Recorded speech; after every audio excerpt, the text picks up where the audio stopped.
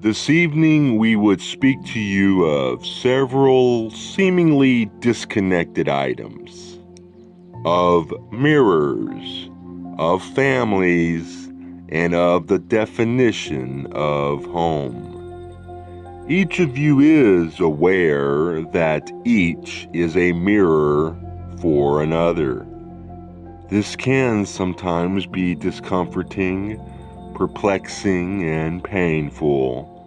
Within your daily framework of activities, it is usual for each within a family to be absent for a long enough time, as you would call it, that the mirroring effect is diluted. It is quite unusual to have an extremely strong reaction to one with whom your acquaintance is somewhat shallow. Therefore, the definition of family is one that may be seen in many ways to be etched in pain, for it is in the pain of realization that transformation occurs.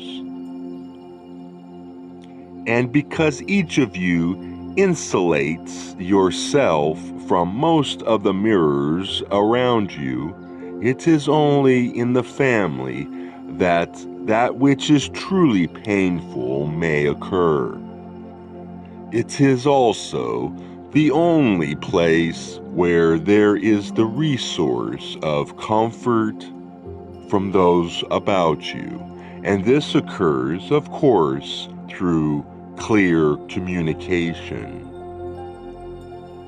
Therefore, the definition of home is quite simply that place where any family dwells. Blood ties may be quite properly in place, yet the place not be a home, if there is no work done upon the mirroring, the transformations, and the support, each of the other. There is no home. If those resources are there, there is a home, regardless of those ties which may or may not be offered as the kinship of the family. Going beyond this, my friends, we have a mirroring effect which begins to occur when the student applies him/herself to the point where she becomes the mirror for themselves. This is more advanced work, and it is more subtle work. You cannot fool your family. They will call you out. It is possible, however, to fool yourself. It is this point which we wish to dwell upon briefly. Many of you in this group are at the point at which you have no need of a family. You have only the need to give, to be of service. Unless you are within families, your true work has become internalized. At this stage, the methods of causing yourself to be confused are myriad.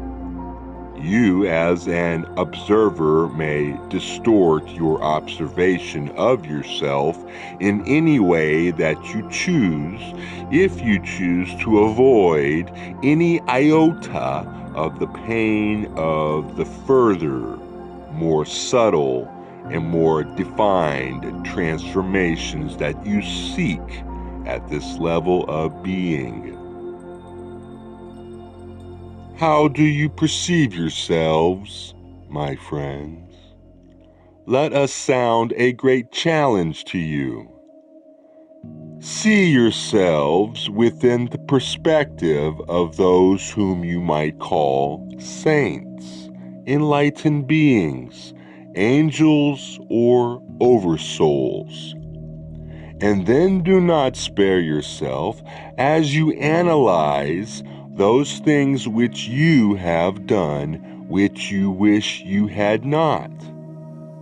Those things you wish you had done, that you have not.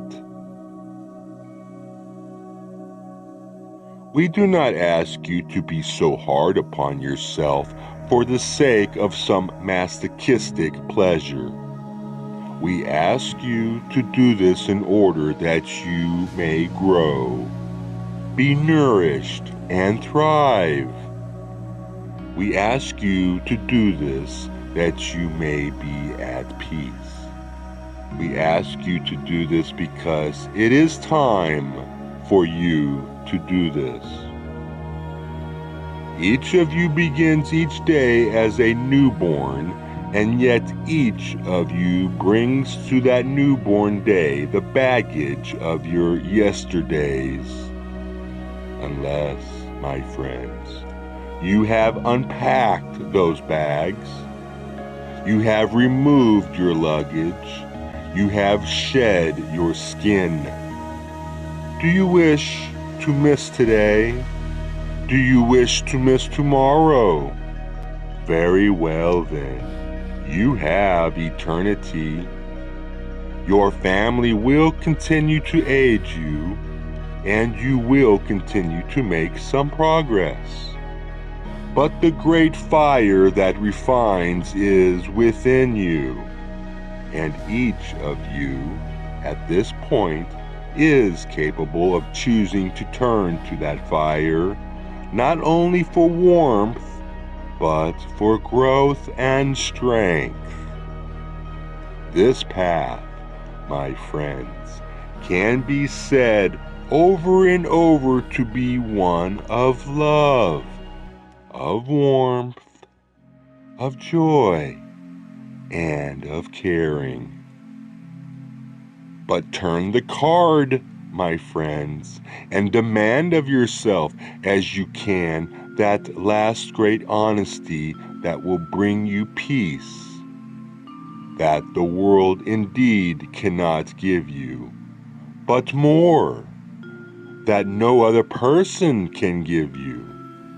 In the end, the great mirror is within. We welcome and accept each glance away from that mirror.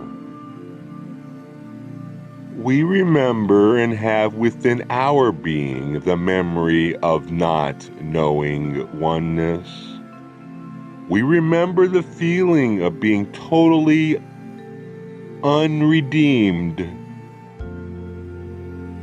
We do not disparage any days, weeks, or years in your incarnation in which you have done less than that which is spiritually strenuous.